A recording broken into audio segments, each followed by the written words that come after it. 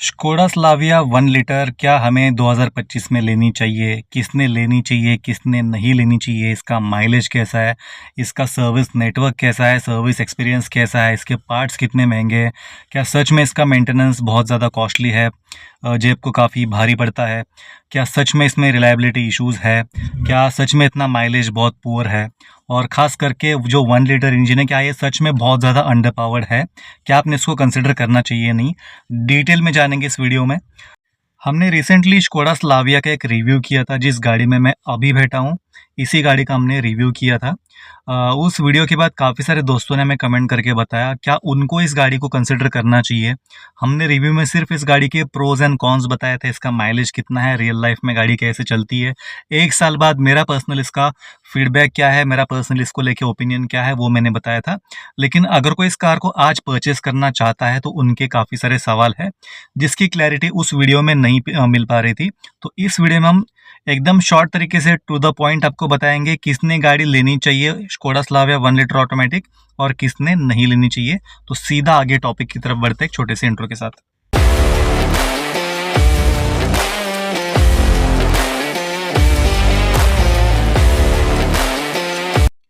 Video में आगे बढ़ने से पहले केवल कुछ सेकंड का टाइम आपसे लूंगा। हमने एक इनिशिएटिव लिया है जहाँ पे किसी भी बच्चे के एजुकेशन के लिए स्कूल यूनिफॉर्म या फिर स्कूल बुक्स खरीदने के लिए कोई भी फाइनेंशियल हेल्प की ज़रूरत है, या फिर किसी सीनियर सिटीजन के मंथली मेडिसिन के लिए कोई भी फाइनेंशियल हेल्प चाहिए विद इन पुणे में, आप ऐसे परिवार का डिटेल हमें ईमेल कर सकते हो। हम पूरी कोशिश करेंगे ज़्यादा से ज़्यादा मदद ऐसे परिवारों को पहुँचाने की। ये इनिशिएटिव के साथ ही अगर आपने चैनल को अब तक सब्सक्राइब नहीं किया, प्लीज़ कर दीजिए। ये आपके लिए ऐसे कंटेंट बनाने में, आपके बहुत सारे पैसे बचाने में आपकी हमेशा हेल्प करेगा, आपके बाइंग डिसीजन को आसान बनाने में हमेशा हेल्प करेगा। केवल 1 सेकंड का टाइम लगेगा, आप क्विकली चैनल को सब्सक्राइब कर सकते हो। ये बिल्कुल फ्री ऑफ कॉस्ट है, लेकिन आपके बहुत ज़्यादा पैसे बचाएगा, इसकी मैं आपको गारंटी देता हूँ। इसी के साथ हमने ऑनलाइन स्टोर हमारा लॉन्च किया है, जो कि हमारे चैनल में ही स्टोर के सेक्शन में दिखता है। आपकी गाड़ी में लगने वाले जो कुछ भी एक्सेसरीज फीचर्स आपको चाहिए, आप वहाँ पे जाके सेगमेंट वाइज ढूंढ सकते हो। हमने हर एक चीज़ का अलग अलग टेबल बनाया है ताकि आपको ढूंढने में आसानी हो। आपको जो भी चीज़ ढूंढनी है आसानी से मिल जाएगी, वहाँ पे जाके आप परचेस कर सकते हो एनी टाइम, अच्छे डिस्काउंट के साथ आपको ये मिल जाएगा। और इसमें जो भी हमें रेवेन्यू मिलता है, ये हमें हेल्प करेगा हमारे इनिशिएटिव को और आगे बढ़ाने में। तो ज़्यादा टाइम वेस्ट नहीं करते, सीधा आगे बढ़ते हैं टॉपिक की तरफ। सबसे पहले हम देखेंगे किसने इस गाड़ी को कंसिडर नहीं करना चाहिए, इस गाड़ी को नहीं लेना चाहिए, स्कोडा स्लाविया 1 लीटर ऑटोमेटिक को। तो देखिए, सबसे पहले अगर आपकी ड्राइविंग सिर्फ सिटी में अगर है, आप सिर्फ सिटी में ही चलाने वाले हो, ऑफिस से घर, घर से ऑफिस, या फिर आप ज़्यादा हाईवे ट्रिप नहीं करने वाले हो, मैक्सिमम सिटी में चलाने वाले हो, तो ऐसे कंडीशन में ये गाड़ी आपको लेने से बचना चाहिए। इसके पीछे के 2 रीजंस है। एक तो सिटी में आपको पार्किंग का इशू हमेशा आएगा, और दूसरा मेजर कंसर्न है इसका सिटी का माइलेज। इसका सिटी का माइलेज बहुत ही पुअर है, और ख़ास करके जब से E20 ब्लेंडेड पेट्रोल आने लगा है, इसका माइलेज और सिटी में गिरा है। अगर मैं पहले की बात करूँ तो मॉडरेट ट्रैफिक में ये 10 से लेके 12-13 का माइलेज दे देती थी, और बम्पर टू बम्पर ट्रैफिक में ये 9 से लेके 10-11 का माइलेज दे देती थी। लेकिन अभी जब से E20 ब्लेंडिंग हुआ है, तब से बम्पर टू बम्पर ट्रैफिक में इसका माइलेज घट के हो चुका है 7 से 8, और मॉडरेट सिटी ट्रैफिक में इसका माइलेज हो चुका है लगभग 9 से लेके 10 के अंदर अंदर ही माइलेज देती है। अगर बहुत ही कम ट्रैफिक है, सिग्नल फटाफट खुल रहे हैं, मूविंग ट्रैफिक है, तो 10 तक आपको माइलेज दे भी देगी। लेकिन वैसे सिनारियो में ये 10 के अंदर ही आपको माइलेज दे देगी, और बहुत अगर हेवी ट्रैफिक होगा तो कभी कभी 6 से 7 का भी माइलेज दे देती है। अगर आप सिर्फ सिटी में चलाने वाले हो, तो इस गाड़ी लेने का कोई भी मतलब प्रैक्टिकल डील नहीं होगा, आप इसको अवॉइड कर सकते हो।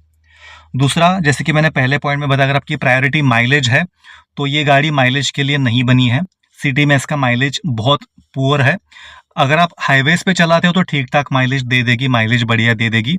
लेकिन अगर आपके लिए माइलेज ही प्रायोरिटी है, तो आपने इसके ऑल्टरनेटिव्स देखने चाहिए, ये गाड़ी आपके लिए नहीं बनी है। तीसरा पॉइंट, अगर आप किसी भी टीयर 3 सिटी में रहते हो जहाँ पे स्कोडा का कोई भी सर्विस नेटवर्क नहीं है, तो आपको इन गाड़ियों को लेने से बचना चाहिए, क्योंकि ये गाड़ियाँ इन्वेस्ट तो बहुत कर रही है, अपने सर्विस नेटवर्क को सुधारने की बहुत कोशिश कर रही है, लेकिन आज भी इनका सर्विस नेटवर्क मारुति, ह्युंडई जितना बड़ा है नहीं। और रिलायबिलिटी कंसर्न वैसे तो ज़्यादा इन गाड़ियों में आज की डेट में है नहीं, लेकिन फिर भी पीस ऑफ माइंड के लिए सर्विस नेटवर्क होना बहुत ज़रूरी है। खास करके आपकी गाड़ी के रूटीन चेकअप को और रूटीन सर्विस को अगर आपको 200, 250, 300 किलोमीटर जाना पड़े तो कोई भी सेंस बनता नहीं है। आपके शहर में आपके आसपास अगर इसका सर्विस नेटवर्क नहीं है तो आपको इसको लेने से बचना चाहिए, क्योंकि आप कोई भी स्कोडा फोक्सवैगन गाड़ी लेते हो तो आपको सर्विस पैकेज के साथ ही लेनी चाहिए और एक्सटेंडेड वारंटी के साथ ही लेनी चाहिए, तब जाके आपको पीस ऑफ माइंड मिलेगा। और ये गाड़ी आप किसी भी लोकल गैरेज से लोकली आप इसको रिपेयर या फिर सर्विस नहीं करा सकते हो, इसलिए सर्विस सेंटर का होना बहुत ज़रूरी है। अगर आपके शहर में नहीं है, खास करके टीयर 3 सिटीज़ में और कुछ टीयर 2 सिटीज़ में भी, तो आपको इन गाड़ियों को लेने से बचना चाहिए, क्योंकि लॉन्ग टर्म में आपको दिक्कतें आ सकती है। दिक्कत नहीं, कन्वीनियंस का भी मैटर हो जाता है। सर्विस कराने के लिए आपको 200 किलोमीटर जाना पड़ता है तो कोई मतलब बनता नहीं है। उसके बाद अगर आपको एक परफेक्ट 5 सीटर कार चाहिए तो ये गाड़ी 5 सीटर नहीं है। इसमें कोई ड्रॉबैक नहीं है, लेकिन इसका जो सीटिंग है रियर सीट, उसको डिज़ाइन ही कुछ ऐसे तरीके से किया गया है जिसके कारण ये परफेक्ट 4 सीटर बन जाती है। अगर आपकी फैमिली में 4 लोग और एक बच्चा, आप आराम से लंबे ट्रिप पे जा सकते हो। लेकिन अगर पीछे कोई अडल्ट बैठता है बीच वाले सीट में तो उनको थोड़ा सा क्रैम्प्ड और थोड़ा स्टिफ फील होगा, क्योंकि बाजू के दोनों भी सीट स्लाइटली नीचे है, लोअर है, बकेट टाइप सीट्स है, और जो बीच में बैठने वाला जो पैसेंजर है थोड़ा अपराइट बैठता है, उसको इतना कंफर्टेबल होगा नहीं, खास करके लॉन्ग जर्नीज में। तो अगर 5 सीटर देख रहे हो तो जिस गाड़ी में बेंच टाइप सीटिंग है वो आपके लिए ज़्यादा प्रैक्टिकल होगी, ना कि कोई बकेट टाइप सीट वाली गाड़ी जैसे कि स्कोडा स्लाविया है, आपको इमेज में दिख भी रहा है। उसके बाद अगला पॉइंट, अगर आप किसी हॉट क्लाइमेट कंडीशन में रहते हो या फिर आप किसी ह्यूमिड क्लाइमेट कंडीशन में रहते हो, एसी आपके लिए अगर टॉप प्रायोरिटी है तो आपको स्कोडा स्लाविया 1 लीटर ऑटोमेटिक दिक्कत दे सकती है, क्योंकि इसका एसी परफॉर्मेंस और जो प्लास्टिक का कॉम्बिनेशन है, जिसके ऊपर भी हमने एक अलग सा वीडियो बनाया है डीप एनालिसिस के साथ में कि एसी का दिक्कत इन गाड़ियों में क्यों है। तो एसी अगर आपके लिए प्रायोरिटी है तो आप इन गाड़ियों को अवॉइड कर सकते हो, क्योंकि गर्मी वाले क्लाइमेट कंडीशन में इसका एसी इतना अच्छा है नहीं, आपको दिक्कत दे सकता है। मैं फ़िलहाल हूँ उडुपी में, कर्नाटका के। आप शक्ल पे पसीना देख ही सकते हो। ये गाड़ी, इसका केबिन कूल डाउन होने को काफ़ी ज़्यादा समय लगाता है और गर्मियों में काफ़ी दिक्कत दे सकता है एसी परफॉर्मेंस की वजह से। सो एसी आपके लिए प्रायोरिटी है, आप गाड़ी को प्लीज़ अवॉइड कर सकते हो। उसके बाद अगर आप एक इकोनॉमिकल मेंटेनेंस वाली गाड़ी देख रहे हो, लोग मुझे पूछ रहे थे कि 1 लीटर ऑटोमेटिक कैसी है मेंटेन करने के लिए।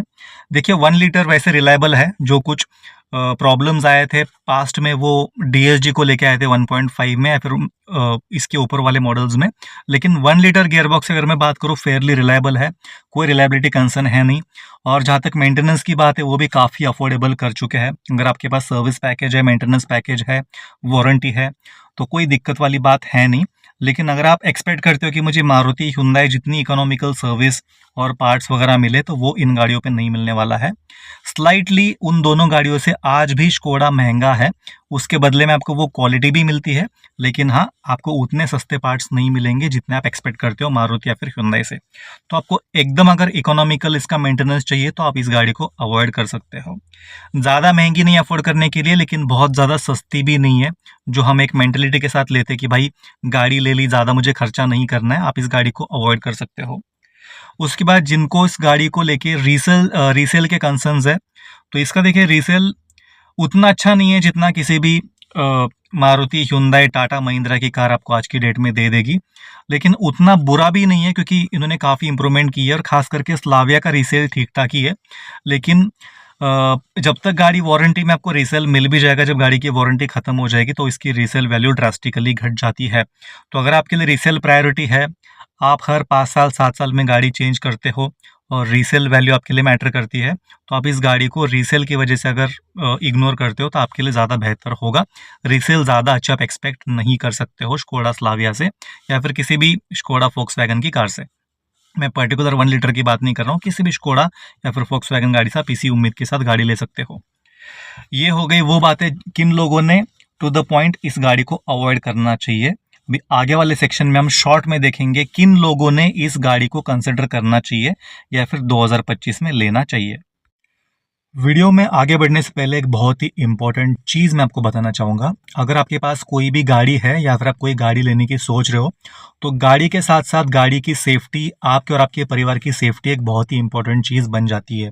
तो नो मैटर आपके पास कौन सी गाड़ी है, आपके गाड़ी में हमेशा कुछ चीज़ें, कुछ सेफ्टी एक्सेसरीज हमेशा होनी चाहिए, जो कि इमरजेंसी में जब आपके साथ कोई भी नहीं है, आप रिमोट लोकेशन में हो, तो ये एक्सेसरीज हमेशा आपको हेल्प करेगी इमरजेंसी में आपके और आपके परिवार के सेफ्टी के लिए।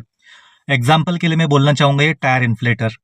आप आपके फैमिली के साथ किसी ऐसे लोकेशन पे, रिमोट लोकेशन पे ट्रैवल कर रहे हो जहाँ पे आपकी गाड़ी पंक्चर होती है, हवा कम होती है और आसपास कोई भी पंक्चर की दुकान नहीं है दूर दूर तक। ऐसे में एक टायर इन्फ्लेटर हमेशा आपको इमरजेंसी में मदद करेगा। आपको और आपके परिवार के कन्वीनियंस के लिए और उनके सेफ्टी के लिए ये एक्सेसरी आपकी गाड़ी में हमेशा होनी चाहिए। सस्ती सी चीज़ है, वन टाइम इन्वेस्टमेंट है, लेकिन आपको इमरजेंसी में हमेशा हेल्प करेगी। इसके अलावा आजकल जो स्कैम्स हो रहे हैं, जो सिटीज़ में बहुत सारे एक्सीडेंट्स हो रहे हैं, कुछ जानबूझ के किए जा रहे हैं, तो ऐसे में आपकी गाड़ी में front end rear dash cam होना बहुत ही इंपॉर्टेंट है। कोई भी गाड़ी आपके पास हो, अगर आपके गाड़ी में डैश कैम नहीं है, तो आज के आज आपको डैश कैम लगवाना ही चाहिए। जैसे कि इंसान पैदा होता है, इंश्योरेंस लेना मैंडेटरी हो चुका है आज के डेट में, वैसे ही डैश कैम और ये टायर इन्फ्लेटर भी हर एक गाड़ी में मैंडेटरी होना चाहिए इमरजेंसी के सिचुएशन में। इसके अलावा ये 100-150 रुपए की चीज़ है जिसको हम इमरजेंसी सेफ्टी हैमर्स कहते हैं। ये हैमर कम कटर है। ये हमारे साथ साथ किसी और की जान बचाने में भी हेल्प करता है। 3-4 हैमर कम कटर आपकी गाड़ी में हमेशा होना चाहिए इमरजेंसी में सीट बेल्ट को काटने के लिए और शीशे तोड़ने के लिए। ये बहुत ही यूज़फुल किट और बहुत ही सस्ती सी भी चीज़ है। इसके अलावा आप कोई भी गाड़ी लेते हो, नई गाड़ी, तो नो डाउट आप बहुत कुछ एक्सेसरी भी एक्सप्लोर करते हो। सिर्फ गाड़ी लेना ही नहीं होता, गाड़ी की प्रॉपर केयर भी करना होता है, सेफ्टी का ध्यान रखना होता है, गाड़ी के लुक्स को एनहांस करना होता है। तो मेरे बहुत सारे भाई बहुत कुछ प्लेटफॉर्म पे कंफ्यूज है कि मैं गाड़ी के लिए क्या लूँ, क्या नहीं लूँ, कहाँ से परचेस करूँ, कौन सा प्रोडक्ट बेस्ट है।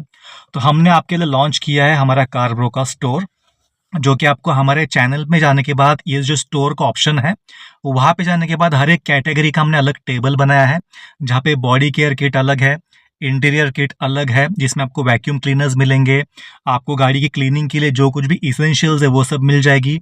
एक्सटीरियर के लिए हमने अलग सा यहाँ पे टेबल बनाया है। सेफ्टी किट का हमने अलग सा टेबल बनाया है, जिसमें आपके डैश कैम, टायर इन्फ्लेटर, जो कुछ भी सेफ्टी वाली चीज़ है, टीपीएमएस सब उसमें आ जाएगी। और आपके बजट रेंज के हिसाब से हमने हर एक प्राइस बकेट का प्रोडक्ट यहाँ पे लॉन्च किया है। 1000 रुपए से लेके 15,000 तक जो भी आपको ठीक लगे आप वहाँ से परचेस कर सकते हो। आपको आपका टाइम वेस्ट करने की बिल्कुल भी ज़रूरत नहीं है। इसके अलावा बेसिक चीज़ें जैसे कि एयर प्यूरीफायर हो गए, कार परफ्यूम हो गया, सनशेड्स हो गए, सनवाइजर्स हो गए, बॉडी कवर हो गया, 7D मैट्स, कुशंस, जो कोई भी चीज़ की कवर्स आपको अगर लेनी है तो हमारे स्टोर पे हर एक चीज़ कैटेगरी वाइज आपके लिए बनाई गई है, जिसमें आपका टाइम भी सेव हो जाएगा, आपको यहाँ वहाँ चीज़ें ढूंढनी नहीं पड़ेगी और आप जो चीज़ ढूंढना चाहते हो उसका अलग सा टेबल आपके सामने दिख जाएगा। तो बहुत मेहनत करके हमने ये स्टोर बनाया है, आप एक बार ज़रूर देख सकते हो। और सेफ्टी वाली चीज़ें तो आपने आज ही परचेस करनी चाहिए। उसके अलावा कभी भी आपकी गाड़ी की कोई भी इसेंशियल चीज़ आपको लेनी हो, यहाँ पे आप आसानी से वो चीज़ ढूंढ सकते हो और आसानी से परचेस भी कर सकते हो। याद रखना, ये जो भी आप परचेस करोगे आप भी हमें कंट्रीब्यूट करोगे। हमने जो इनिशिएटिव लिया है जिसमें बच्चों की पढ़ाई के लिए स्कूल यूनिफॉर्म, स्कूल बुक्स या फिर सीनियर सिटीजन के मेडिसिन के लिए जो हमने इनिशिएटिव लिया है, उसमें आप भी इनडायरेक्टली हमें हेल्प कर सकते हो। तो एक बार ज़रूर चेकआउट कर लेना और ज़्यादा टाइम वेस्ट ना करके सीधा हम आगे बढ़ते हैं टॉपिक की तरफ। आपकी ज़्यादातर ड्राइव हाईवेज में है, आप लॉन्ग ट्रिप्स करते हो, फ्रीक्वेंट ट्रिप्स करते हो, आप सिटी में कम हाईवे पर ही गाड़ी ज़्यादा चलाते हो, तो आपके लिए स्कोडा स्लाविया 1 लीटर ऑटोमेटिक एक परफेक्ट चॉइस बन जाती है। इसमें आपको हाई स्पीड पे बहुत अच्छी स्टेबिलिटी मिलती है। इसकी राइड एंड हैंडलिंग एकदम टॉप नॉच, बहुत ही ज़बरदस्त है। जो ड्रॉबैक इसका सिटी में था पुअर माइलेज की वजह से, आप इसको हाईवे में ड्राइव करते हो तो इसका बिहेवियर कम्प्लीटली उल्टा हो जाता है। हमने रिसेंटली इस गाड़ी को पुणे से मैंगलोर तक ड्राइव किया है। मैं कुछ इमेजेस, कुछ वीडियो भी आपको स्क्रीन पे दिखा रहा हूँ। E20 पेट्रोल डालने के बाद भी मुझे लगभग 17 से 18 का माइलेज इस गाड़ी ने हाईवे पे दिया है, जिसमें हमने स्पीड में कोई भी कॉम्प्रोमाइज़ नहीं किया था। कॉन्स्टेंटली 100, 110, 120, 120 के आसपास हमने स्पीड में गाड़ी चलाई थी, अच्छी खासी रेव करके चलाई थी। उसके बाद भी गाड़ी ने 17-18 का माइलेज दे दिया था। अगर इसी को मैं स्मूथ थ्रॉटल के साथ चलाता तो लगभग ये 19 से 20 का भी माइलेज मुझे इस रोड पे दे देती थी। और अगर मैं रोड कंडीशन की बात करूँ तो रोड कुछ अच्छे थे नहीं, कुछ मैंने वीडियोस भी आपको दिए थे, तो ऐसे रोड कंडीशन के साथ भी गाड़ी ने डिसेंट सा माइलेज दिया था। सो कहने का सारांश ये, अगर आप हाईवे पे मैक्सिमम ड्राइव करते हो, फ्रीक्वेंट हाईवे ट्रिप्स करते हो, तो आपके लिए परफेक्ट गाड़ी बन जाती है। और सेफ्टी भी इसकी टॉप नॉच है, 5 स्टार ग्लोबल एनकैप में सेफ्टी रेटिंग इसको मिली है। खैर, स्कोडा फोक्सवैगन की हर गाड़ी सेफ्टी के मामले में बहुत ही टॉप नॉच होती है, तो इस गाड़ी में भी सेम चीज़ आपको मिलेगी। दूसरा, अगर आप फैमिली प्लस लगेज कैरी करते हो, आप पेरेंट्स के साथ ट्रैवल करने वाले हो, तो ये गाड़ी एक परफेक्ट चॉइस आपके लिए बन जाती है। सिटिंग पोजीशन बहुत ही कंफर्टेबल है, पेरेंट्स के लिए चढ़ने उतरने में गाड़ी काफ़ी आसान है, और इसकी लगेज कैरिंग कैपेसिटी भी एकदम प्रैक्टिकल है। सिर्फ स्पेस की बात नहीं कर रहा हूँ मैं, स्पेस तो इसमें ज़्यादा है ही, बूट स्पेस की बात कर रहा हूँ, लेकिन उतना ही वो प्रैक्टिकल भी है, जिसके कारण आप ज़्यादा से ज़्यादा सामान इसमें कैरी कर सकते हो। लेग रूम ठीक ठाक है, डिसेंट सा है, स्पेस बहुत अच्छा खासा है, और जिस तरह का इसका सस्पेंशन है, आपको लंबे ट्रिप में थकान बिल्कुल भी महसूस होती नहीं है। खास करके सीनियर सिटीजन और अगर बच्चे होते हैं, उनको 800, 900, 1000 किलोमीटर की जर्नी के बाद भी उतनी दिक्कत नहीं होती है। तो लंबे हाईवे ट्रिप्स के लिए, फैमिली के लिए परफेक्ट कार बन जाती है, और आपको सेफ्टी का भी इसमें पीस ऑफ माइंड होता है। उसके बाद अगर आपको एक फन टू ड्राइव कार चाहिए, तो ये गाड़ी नो डाउट बहुत ही फन टू ड्राइव है। कुछ लोगों का मिथ था कि भाई इसमें 1.5 भी आता है और 1 लीटर भी आता है, तो 1 लीटर शायद से अंडर पावर्ड होगा, 900 सीसी का इंजन है। तो ये देखिए, ये 1 लीटर टर्बोचार्ज इंजन है, जो कि इक्विवेलेंट है किसी भी 1.5 नेचुरली एस्पिरेटेड इंजन के। अगर हम प्रैक्टिकल परफॉर्मेंस की बात करें, कैपेसिटी की बात करें, तो राइवल्स में जो भी 1.5 नेचुरली एस्पिरेटेड इंजन है, ये उससे कई गुना ज़्यादा पावर आपको देता है, कई गुना ज़्यादा फन टू ड्राइव है, और किसी एंगल से गाड़ी कहीं से अंडर पावर्ड लगती नहीं है। जिन रोड्स की मैं बात कर रहा हूँ, मैंने कुछ आपको वीडियोस यहाँ पे दिखे, आपको दिख रहे होंगे। मैं विथ फैमिली 5 लोगों के साथ ट्रैवल करता हूँ विथ लगेज। पूरा घाट सेक्शन है, स्टिफ चढ़ान वगैरह है, लेकिन किसी भी ड्राइविंग कंडीशन में गाड़ी बिल्कुल भी कहीं पे अंडर पावर्ड लगी नहीं है, और अपने फुल कैपेसिटी के साथ ये गाड़ी अपना लगेज और लोड कैरी कर रही थी। सो गाड़ी का परफॉर्मेंस अच्छा है, फन टू ड्राइव इंजन है, अंडर पावर्ड फील नहीं होती है। 1.5 किसने लेना चाहिए? अगर आपको बहुत ही ज़्यादा स्पिरिटेड ड्राइव चाहिए, आप एक्सट्रीमली हिली एरियाज में रहते हो, बहुत ही टफ ड्राइविंग कंडीशन है, तो ही ज़्यादा पैसे देके 1.5 लेना सेंस करता है। नहीं तो रेगुलर ड्राइविंग कंडीशन के लिए, और जिस तरह के घाट पे मैंने ड्राइव किया है, वहाँ पे गाड़ी बहुत ही स्मूथली, आसानी से चल जाती है। और सबसे आखिरी पॉइंट, अगर आप टीयर 1, टीयर 2 सिटी में रहते हो, आपके पास स्कोडा का अच्छा खासा सर्विस नेटवर्क है, 2-3 अलग अलग सर्विस सेंटर्स है, तो आप इस गाड़ी को पीस ऑफ माइंड के साथ ले सकते हो। तो आई होप इस वीडियो के बाद आपकी जो भी क्वेरीज थी, आप कमेंट सेक्शन में पूछ रहे थे, वो क्लियर हो गई होगी स्कोडा स्लाविया को लेके, 1.0 TSI ऑटोमेटिक को लेके। अगर इसके अलावा भी कोई आपके मन में सवाल है, प्लीज़ कमेंट करके आप बता सकते हो। ये वीडियो कैसा लगा प्लीज़ कमेंट करके बताइए। आपसे मैं सीधा अगले वीडियो में मिलूंगा। फिलहाल मैं कुछ फैमिली फंक्शन के लिए होम टाउन आया हूँ, तो इधर भी हम गाड़ी को अलग अलग ड्राइविंग कंडीशन में टेस्ट करेंगे, और आने वाले समय में आपके लिए और इंटरेस्टिंग वीडियोस लाएंगे, इस गाड़ी के और कुछ और गाड़ियों के भी। तो सीधा अगले वीडियो में मिलता है। हमारे स्टोर को ज़रूर एक बार विजिट करना, और यहाँ से आप चीज़ें परचेस करके हमारे इनिशिएटिव में आप भी हमारा हाथ बढ़ा सकते हो। सो मिलते हैं अगले वीडियो में। तब तक के लिए अगर आप ड्राइविंग करते हो तो गाड़ी को ओवर स्पीड बिल्कुल मत करना, सीट बेल्ट पहने बिना बिल्कुल ड्राइव मत करना। अगर आप 2 व्हीलर चलाते हो तो हेलमेट पहने बिना 2 व्हीलर बिल्कुल भी मत चलाना। मिलते हैं अगले वीडियो में, तब तक के लिए bye bye, drive safe and take care.